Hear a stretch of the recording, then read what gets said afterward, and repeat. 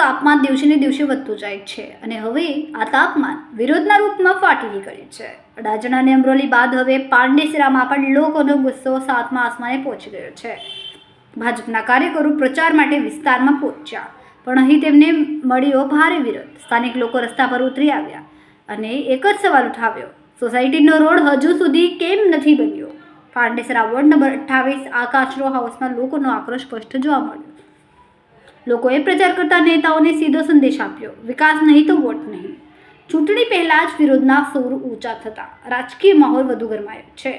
હવે જોવું રહ્યું કે આ વિરોધને શાંત કરવામાં નેતાઓ સફળ થાય છે કે નહીં, કે પછી આ ગુસ્સો મતદાનના દિવસે મોટો ફેરફાર લગાવશે. કેમેરામેન હર્ષદ પાટીલ સાથે સુનિલ પાટીલ, સમય મીડિયા ન્યૂઝ, સુરત.